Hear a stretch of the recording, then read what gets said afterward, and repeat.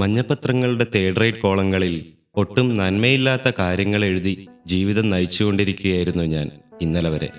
എൻ്റെ പേനയിൽ പ്രതിഫലിച്ചത് മലിനമായ ആശയങ്ങൾ മാത്രമായിരുന്നു.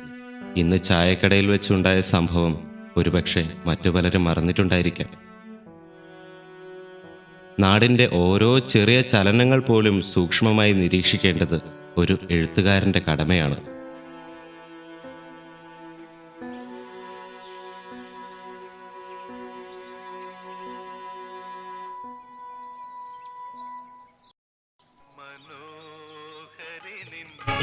മനോരഥത്തിൽ മലരോട് മലർത്തൂവും മണിമണിയിൽ മയങ്ങുന്ന മണിവർണ്ണനാ.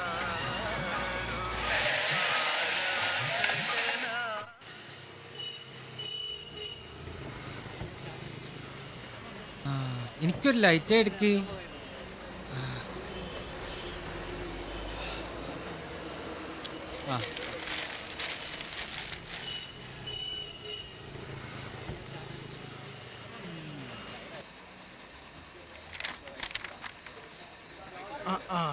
പേപ്പർ മൊത്തം അരിച്ചു വെറുക്ക വീരാക്ക.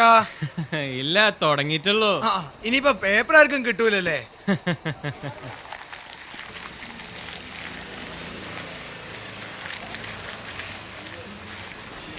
എനിക്കെന്റെ ലൈറ്റ് ചായ കിട്ടിയില്ല. ചേട്ടാ ഒരു സ്ട്രോങ് ചായ. കോഴിക്കോട് മോണോ റെയിൽ പദ്ധതിക്ക് 1000 കോടി രൂപ അനുവദിച്ചു. ഹോ, ഇത് വന്നാലും ഭയങ്കര സംഭവമായിരിക്കില്ലേ? എന്ത് വലിയ സംഭവം എന്നാണ് നിങ്ങൾ ഈ പറഞ്ഞത്? ഇത് കേക്ക് പോരയിലൊരു സൽക്കാരുണ്ട് ബേക്ക്. 2.5 മിനിറ്റ് പീടിയിലേക്കും 2.5 മിനിറ്റ് പോരയിലേക്കും, മൊത്തത്തിൽ 5 മിനിറ്റിലെ കാര്യം കഴിയും. ഇതാണോ ഇത്ര വലിയ സംഭവം? ഇത് വരുന്നത് മൂലം സാധാരണക്കാർക്ക് കൂടുതൽ പ്രശ്നങ്ങളല്ലേ ഇവിടെ ഉണ്ടാകാൻ പോകുന്നത്? നിങ്ങളിതെന്താ പറയണേ? എത്ര പേർക്ക് വീട് പോകും? പിന്നെ പരിസ്ഥിതി പ്രശ്നങ്ങൾ. ശരിയാ. ഇതൊക്കെ പോട്ടെ, 1/2 മണിക്കൂറിലെ പവർ കട്ട് 1-2 മണിക്കൂറല്ലേ ഗവൺമെന്റ് ആക്കാൻ പോണത്? അല്ലാ, വീട്ടീന്നാ പുതിയ പെരയുടെ പണിയെടുക്കാം അവിടെ. ഹലോ, ഹൈ എടാ, എന്നോട് പറഞ്ഞ് ഏൽപ്പിച്ചല്ലേ ഇങ്ങോട്ട് പോകുന്നത്. AC എല്ലാ റൂമിലും വേണം, ബാത്റൂമിൽ വേണ്ട, ബാക്കി എല്ലാ റൂമിലും വേണം. പിന്നെ ഉണ്ടല്ലോ ആ പണിക്കാരനില്ലേ, ഓരോട് നന്നായിട്ട് പണിയെടുക്കാൻ പറഞ്ഞു. ഞാൻ എന്നോട് പറഞ്ഞ് ഏർപ്പാടാക്കിയല്ലേ പോകുന്നത്. ആ ഓക്കെ, അപ്പം ശരി. ഓ ശരി, വീട്ടീന്നാ പുതിയതിൻ്റെ പണിയെടുക്കാം. അല്ല, അപ്പം നമ്മളെവിടെ പറഞ്ഞെടുത്തത്? വൈദ്യുതി ക്ഷാമം.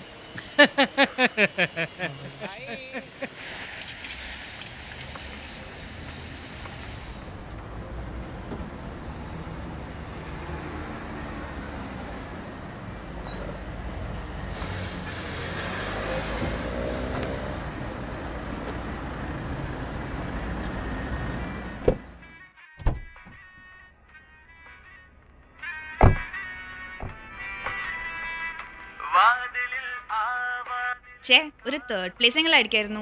ശരിയാ, നീയൊക്കെയല്ലേ സ്റ്റേജിൽ കയറിയേ. ഇനിയിപ്പൊ ഇതല്ല അതല്ല എന്ന് പറഞ്ഞിട്ട് കാര്യമില്ല. പോയത് പോയി. ചായ കുടിക്കാം, വാ പോവാം. ലോങ് ജേർണി ആയിരുന്നു അല്ലേ? ശരിയാ, ടയേർഡ് ആയി ആകെ. കൊറേ പ്രാക്ടീസ് ചെയ്തത് വേസ്റ്റ് ആയി. ശരിയാ, കാശും കുറെ പൊട്ടി.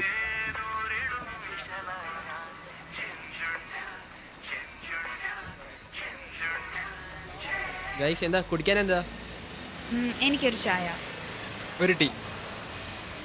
എനിക്കൊരു ചായ. മേഘ? എനിക്കൊന്നും വേണ്ട. ചേട്ടാ 4 ചായ. കഴിക്കാൻ എന്താ വേണ്ടിയേ?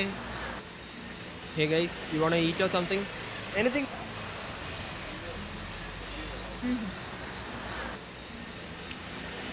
3 വട. എത്രയായി ചേട്ടാ? 42.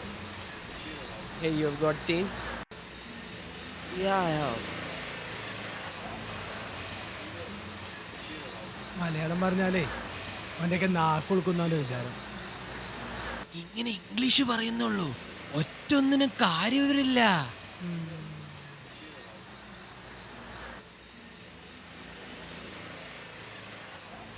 ஐயா ஏதாவது கொடுங்கய்யா.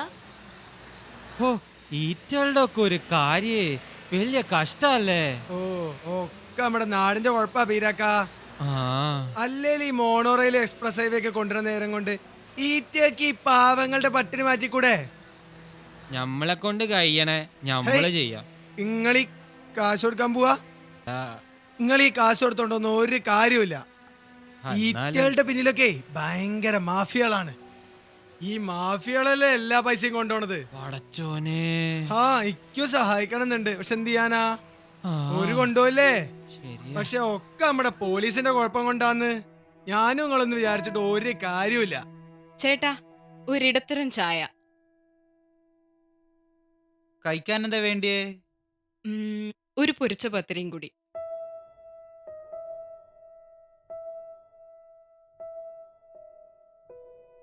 ദാ, മോന്റെ പേരെന്താ? സെന്തിൽ. കഴിച്ചോട്ടോ. ഈ ചായയും കടി എന്തായാലും മാഫിയക്കാർ കൊണ്ടുവല്ലായിരിക്കും അല്ലേ ചേട്ടാ? പോവാം പോവാം.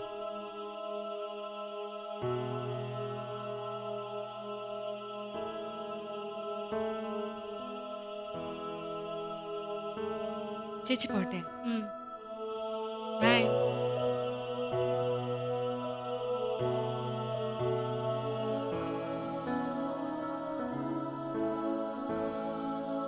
കണ്ണിൽ കണ്ടതെല്ലാം വിമർശന ബുദ്ധിയോടെ എഴുതിക്കൂട്ടിയ എൻ്റെ കൈകൾ ഒരു നിമിഷം എൻ്റെ നേരെ വിരൽ ചൂണ്ടുന്നത് പോലെ എനിക്ക് തോന്നി.